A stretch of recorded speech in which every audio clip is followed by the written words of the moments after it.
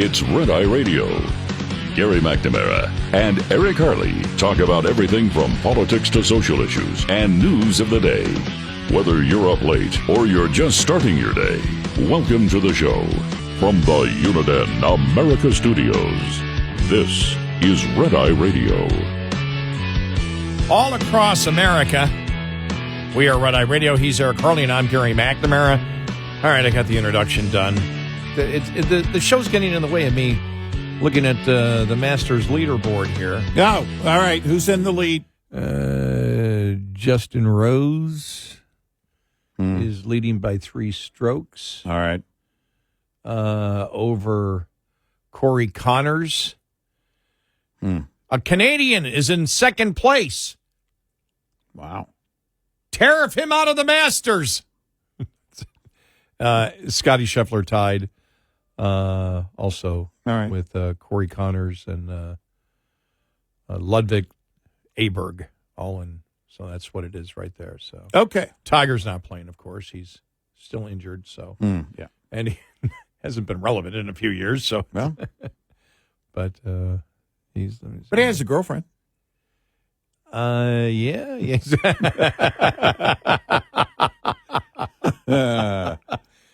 Is that news? No, who the girlfriend is news. Exactly. Okay, Yeah. That next golf outing with Trump is going to be awkward. All right, so 2 questions I have, because here we are, the last hour of the week. Yeah. And my first question, because we were talking about it for some reason, it seemed to be more prominent story yesterday and more analyzing of Kamala Harris and whether she's, should run for governor of California. The story came out about her, the Democrats in Wisconsin not wanting her last week with the Supreme Court election. And we had played Mark Halperin and Sean Spicer and Dan Turrentine talking about the fact that she has no chance of winning the governorship of California. And I'm not going to get an answer to this, but it's a genuine question. And I've said this a couple times in the last couple of days because on a variety of issues I have questions, and sometimes both you and I can put something in question form and we're making a statement. Yeah, right. Yeah. This is not about making a statement. In a primary of all Democrats in California, what do Democrats want in California?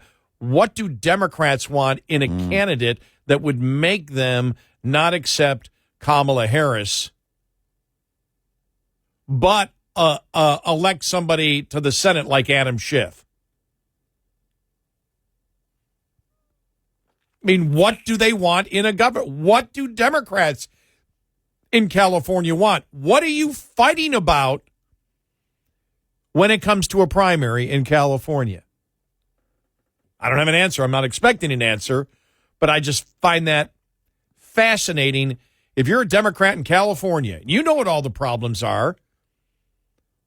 What in a Democrat would excite you in California? I don't know. What?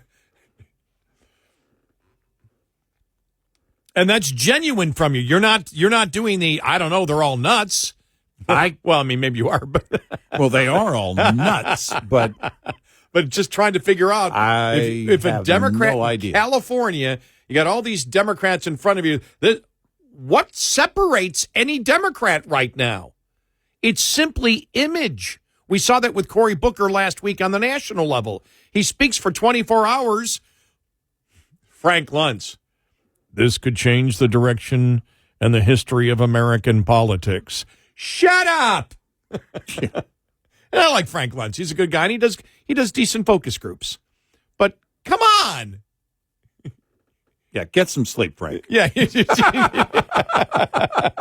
You're clearly tired. Because here we are a week later, it's like nobody's talking about Cory Booker. It's sorry, it didn't change American politics. Right. It didn't change much in the world of Cory Booker himself, just in his own little universe. But The Democrats have been, look, the rank and file, they pick the personality, right? Yeah. The Gavin with the good hair, as Michael Rappaport calls him. They pick the personality.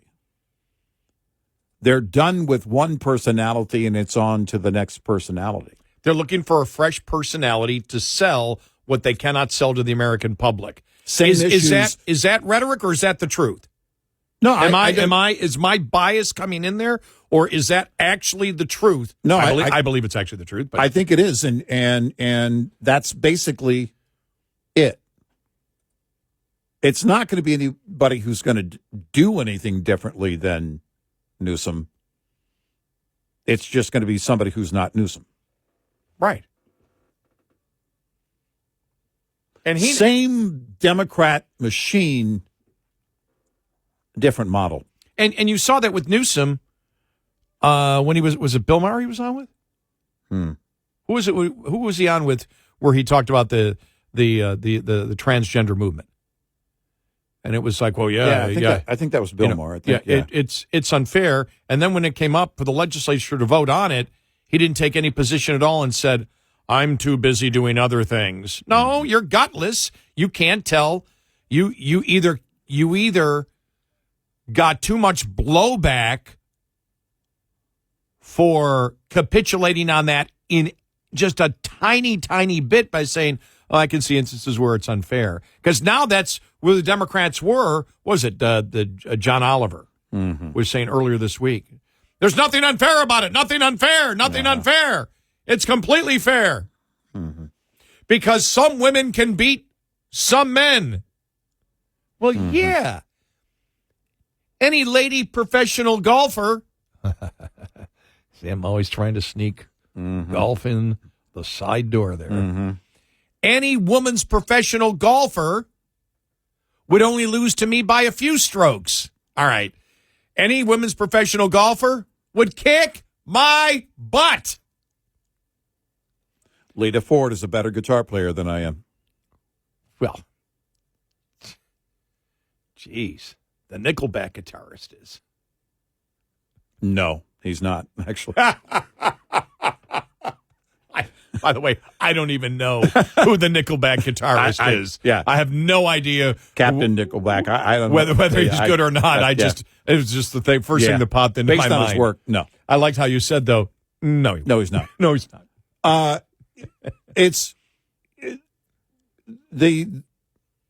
There could be also some of the, okay, we need somebody to stand stronger on the radical thing. And you're not radical enough, Gavin with the good hair. We need someone who's not going to waver, someone who's not friends with the Trump people by bringing them on the podcast. There's all of that, but it really goes back to the personality. It's the same issues with them. They're not going to change as a state. The makeup of the voter base is not going to change. Some people are leaving California, but it's still a blue state and will be for our lifetime. And so, I don't know. Yeah. This is the Red Eye Radio segment. Well, because bringing up questions that nobody can answer. Well, because if you go in and say, all right, but we need somebody more radical that will stand their ground on those positions, right? All right, then the next wildfire, and there will be more wildfires. If that person is going to put that radical agenda ahead of the priority at hand, and DEI, the response to the wildfires, is that going to go over well? Well, that might be one thing that they'd be looking at. We are looking for somebody who's can administer and run the liberal government more efficiently.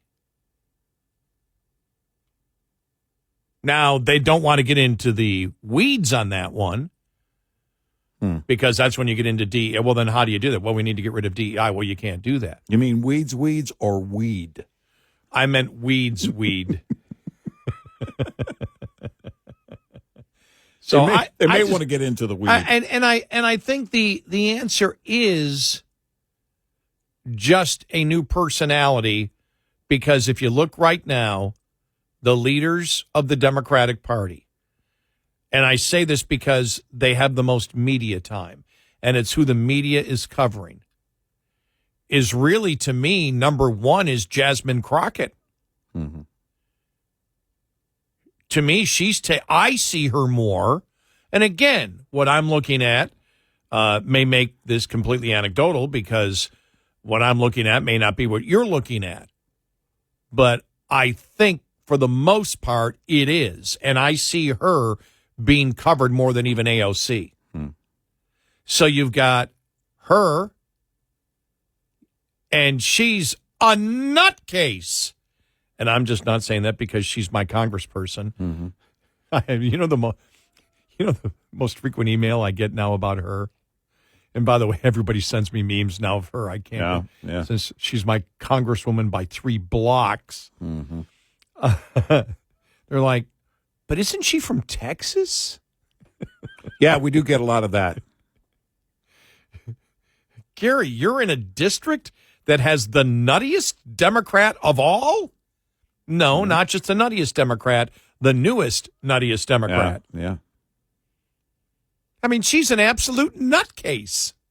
But think about the Democrats, and again, that kind of goes to what I was saying about the next governor of California, right? It's the same radical behavior, just a new personality doing it. I think you've mentioned that over, the period of time we've been covering. Except Bernie is still hanging in there. The original. The original radical. The original. Who doesn't look so radical in their eyes anymore. Right. No substitutions. He's an original. Right. He's the forefather of radicalism in the Democratic Party. When you see Jasmine Crockett, every Democrat listening knows she is not who we want representing the party. Mm-hmm. Yet she is. Yet nobody will come out publicly. Have you heard any Democrat come out and say she needs to sit down and shut up? No. Nope. Because she's a new, fresh face, and it doesn't matter whether her style imitates other Democrats before her. It's just she's a new face promoting the same insanity, so she rises to the top. Mm-hmm. Yep. So really, you look at it, the leader, Hakeem Jeffries may not be happy for me to say this, or Chuck Schumer, but the leaders are Jasmine Crockett, AOC, who the Democrats now want to run against Schumer, or some Democrats want, and Bernie Sanders. Yeah. I don't even know where Hakeem Jeffries and a Schumer would be on that list. I don't know. Schumer, I think, is, waving goodbye on his way out the door. Well, the good thing is we're not far away from those summer barbecues, cooking hamburgers and hot dogs and cheeseburgers on the grill. Or not cooking them. And throwing the cheese on. Yeah. Laying down the cheese way too soon. That was still that was the best ever. That really was. Schumer's Burgers. That was the best. You might want to call your doctor. Instead of where's the beef, cook the beef. Yeah. So like I said, I find that fascinating. I was just thinking because the talk yesterday about Harris running for governor of California, and it's like, what do the people of California want from a new Democrat? What would they want that's different from the old Democrat? Right. Just a new face? Yeah, is it just new personality? 866-90 Red Eye. This morning's USDA Farm Report is brought to you by Howe's Products. Tested, trusted, guaranteed since 1920. Tips to get your lawn ready for spring and summer, courtesy of Carl Schmidty of Cornell University Extension. First, what is your sort of goal or expectation of the lawn? Maybe a rich, dense lawn for landscaping. perhaps full cover, to allow a place to sit on the lawn. So setting your goal is going to dictate then how much I mow, how much I fertilize, if I need to irrigate or not, what sort of seed I use. Schmetti says timing is everything related to lawn care. For example, it may still be too early to mow your lawn, yet you have the itch to do something. In addition, some states, counties, or municipalities have regulations regarding when fertilizer can be applied. He says one thing a lawn owner can do. Think about seed. Seed would be the number one thing. You can almost always throw some seed if you pick the right varieties. That's a really good sort of long-term solution to having a healthy lawn. Another key consideration for your lawn care, knowing the type of soil you have. I'm Rod Bain reporting for the U.S. Department of Agriculture in Washington, D.C. This report brought to you by Cenex Fuels and Lubes. Lines open for your calls. 866-90-RED-EYE on Red Eye Radio.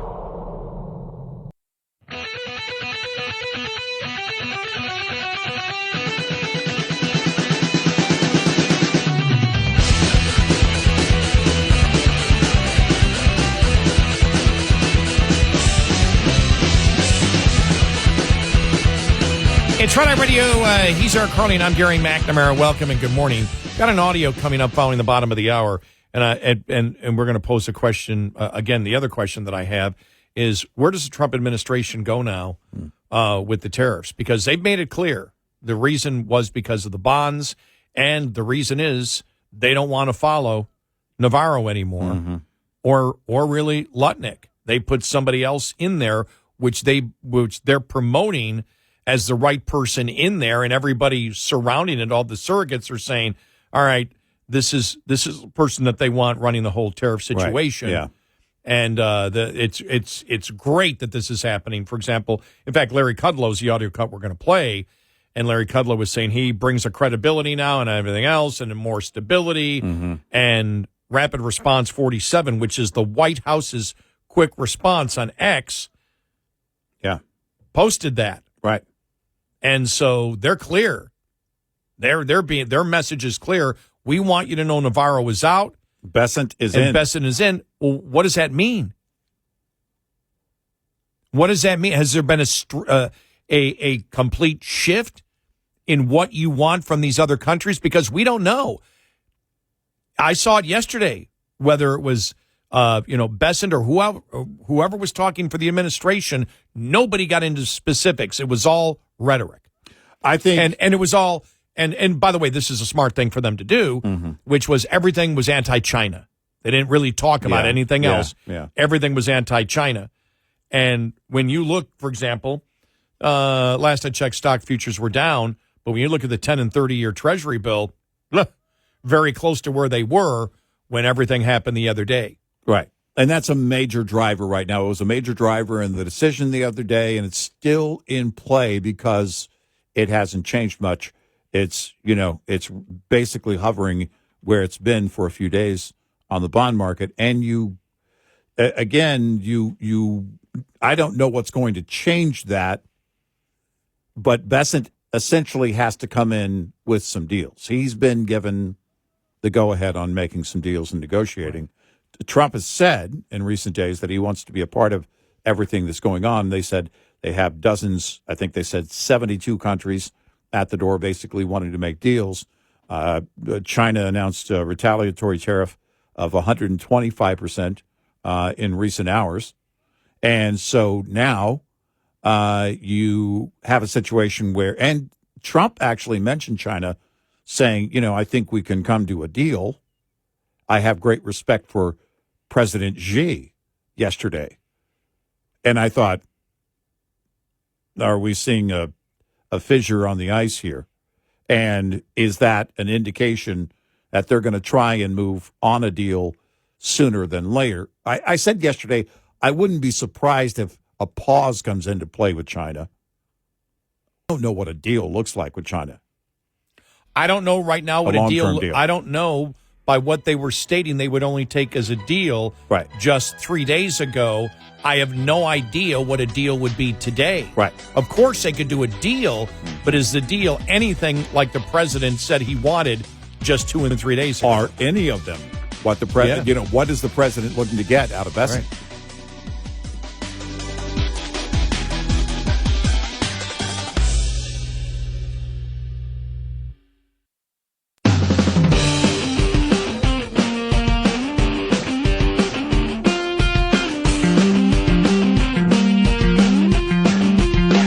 listening to Red Eye Radio from the Uniden America Studios. It's Red Eye Radio. He's Eric Harley, and I'm Gary McNamara. Before we go any further, I just want to again wish my father a happy 99th birthday. Yeah, happy birthday. Born in 1926. Yeah. My mom turned 87 yesterday. Wow. Oh, We're going to have a big lunch with her and Dad on Saturday. So that'll be good. I'm in a charity golf tournament this week. So it's going to be next week. I'll be back, and we're going to celebrate his birthday, my sister's birthday, and my brother's birthday when I'm back next week. So all right. I fly in just for a day and then back here. Not next week, next weekend. I want to make it clear. I'm here next week, just to disappoint you all. I am here this week. Just to make sure that you can't celebrate. Yeah. So it'll be fun to see him. I talked to him yesterday. He's doing fine. I'll talk to him today. But 99 is 99, and he's still hanging in there every day. Still has a great sense of humor. But his cognitive abilities, you can see them decreasing. Yeah, over a period of time. I look back and the picture that I put on my dad on X, it's a picture of my dad and myself. That was Christmas time. Yeah, and. It was funny because, I've done that a lot where especially the last couple of years, we'll sit together and I'll hold his hand, and I did that at Christmas time. We were at my sister. The picture you see is at my sister's house. And I'm holding his hand, and in the back of your mind, when your parents, I was thinking of when they were in their 80s, every time I'd see them, I go, this could be the last time. This could be the last time. It's always in the back of your head. Yeah.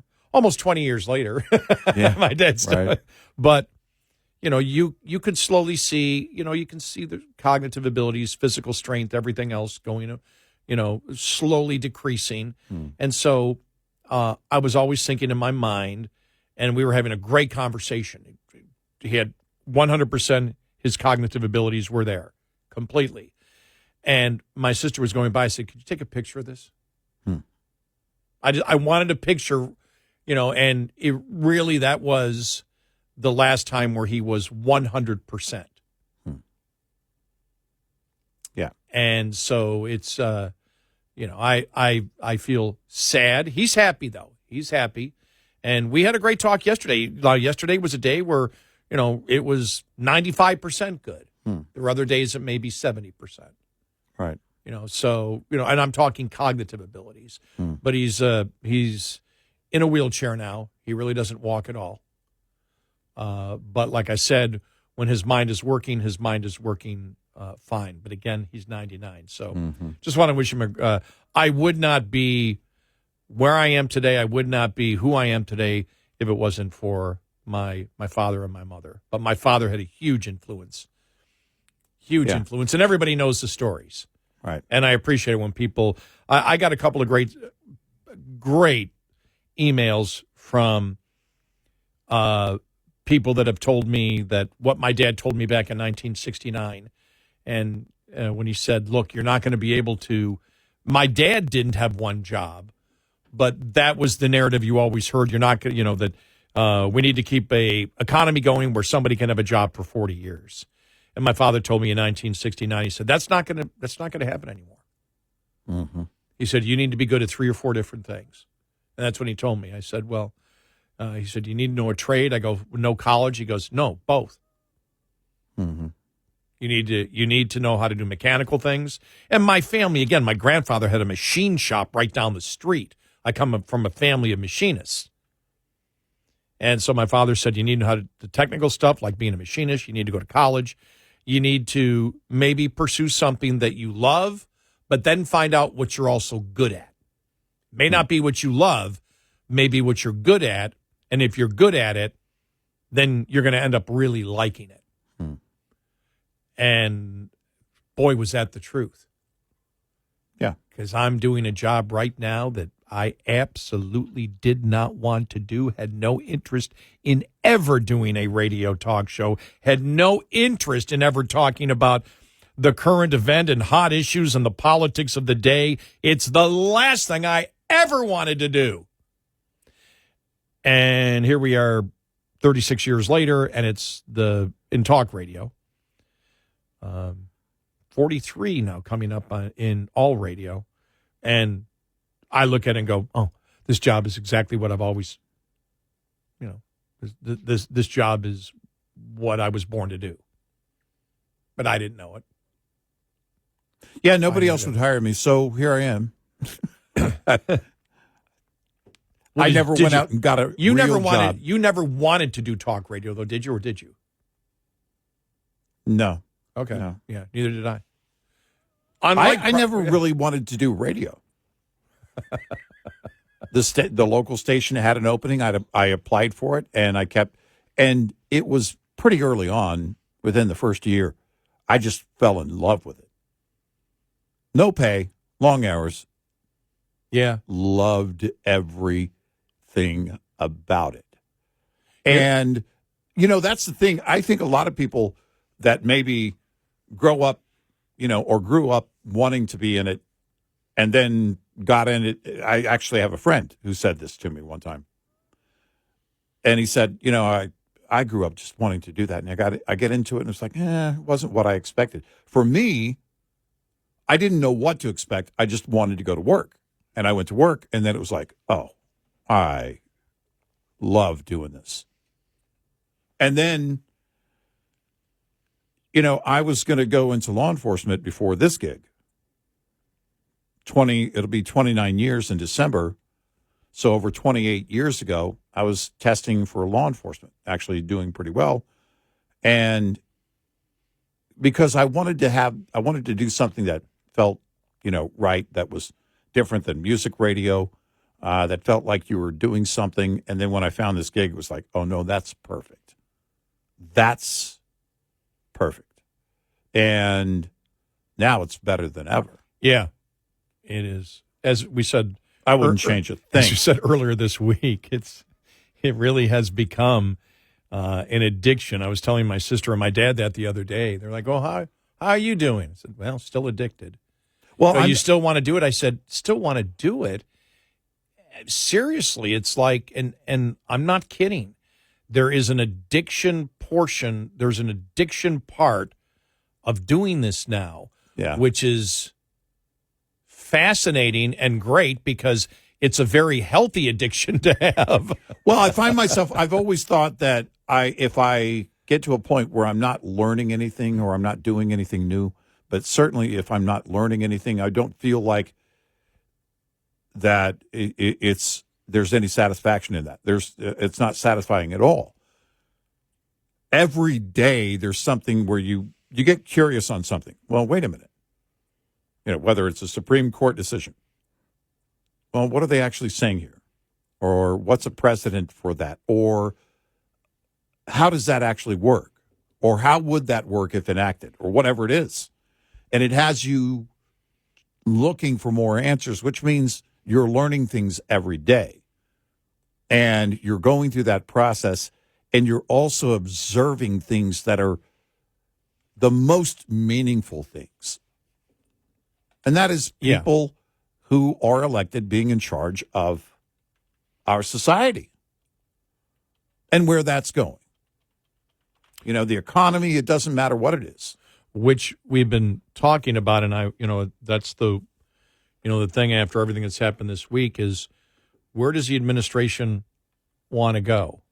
Larry Kudlow was out there yesterday talking about Scott Bessent being the Treasury Secretary, taking over everything and saying it's a great thing. Let me play the audio cut here. Here we go. The elevated role of Scott Bessent, the Treasury Secretary, is very reassuring to markets. He's a market favorite. He himself was a market guy. He's a brilliant market strategist. So I think the Bessent factor is very reassuring. And the point of that is not what he said, but the White House retweeted it. Right. Or re-X'd it. Yeah, they posted that video. They posted on that, X, which means they wanted on Rapid Response 47. Right. They wanted you to know that Scott Bessent is now in charge. Yeah. And Lutnick and especially Navarro have been moved out. Yeah. I And think there's two things. I think they want everybody to know what the pecking order is now in that equation, but also they want the markets to be reassured. But what does that mean? Because yesterday I saw every surrogate out for the president. I'm like, well, I don't know where you're going. Mm-hmm. What is if Bessent is now running it, what's the difference? Is there a difference in the deals that you want? Well, where's the threshold for the president? And nobody knows. And what is Bessent trying to achieve on what level? Is it going to end at 10% across the board? Could it be lower than 10%? Could it be zero? Well, in some cases. You and I talked about the fact of the disadvantage that the United States is now at because of the debt. Mm-hmm. Because the bond market changed everything. Yeah. And countries are now looking and say, why should we be the first to get a deal that isn't advantageous to us? The bond markets, look at it here. Look at what's look at what's happening. They're in trouble, and they know they're in trouble. Mm-hmm. They know they're in trouble with it. So we're not going to rush to do any type of deal here. Is the president going to renew all the tariffs that he put on everybody again after the first result? Now that he's sending the message that especially Navarro and Lutnick are out and Bessent is in charge. Well, and so that's the challenge that they have. And there is no clarity from the administration of what they want in the deals that changed from just a couple of days ago, which was the only thing we'll accept is a surplus or even trade with every country. We told you at the time that's impossible if you put Bessent in and you have the exact same message. The markets are not going to respond well to that because they know it's an impossibility to do that. The markets yesterday were reacting to the fact that, this thing with China is a big deal. It's not a nothing. And it's escalating, and it's going to continue to escalate until further notice. And you had a number of analysts looking at that going, that's where the markets are right now. You've got the world's two largest economies in massive tariff war. Well, that's not a zero-sum game. That's not that's not a good thing. The rollback was outweighed by the China tariff situation. Well, and that's what we saw yesterday. You had more than a third of that pop from the day before go away yesterday with 1,000 points down on the Dow. Well, when you had the inflation numbers come out yesterday, which were great. Yeah, and it didn't mean a thing. Because that wasn't the concern. It was like, okay, great. They were better than expected. Yeah. CPI was the only one that was right on what the mid-range forecast was. But core drop. The core drop, the core year over year, the core month over month, and the year over year on CPI, better than expected. Didn't matter. Doesn't matter. And so that's the question because they're looking at both sides. Xi's already said it. He said it again in recent hours. We're going to be here for a while. Trump had some kind words yesterday, and I thought, will that move the markets? It didn't. He said, no, I think there could be a deal with China.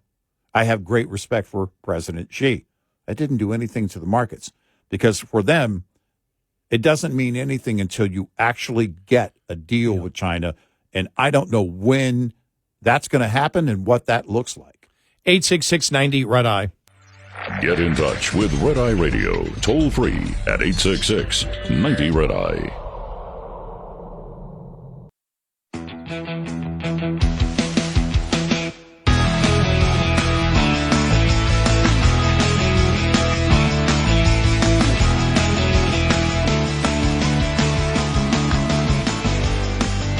It's Red Eye Radio. He's Eric Harley, and I'm Gary McNamara. Good morning. Wow, what a week it's been, huh? Yeah, it has been a week. It really has been. Later this morning, the producer price index comes out in a couple hours, 2.5 hours or so. We'll see what that looks like. But really, all eyes are on right now Bessent. Bessent taking the lead on negotiations and where it goes with China over the weekend. Do they get to a point of agreeing to a pause and further talks on China? Xi, in recent hours, again, they've raised their retaliatory tariff to 125. Do they get to a point of, okay, let's table everything so we can get to the table? I don't know. Babylon Bee headline. Babylon Bee now. Democrats worried Trump may not have China's best interests at heart. Yeah, exactly.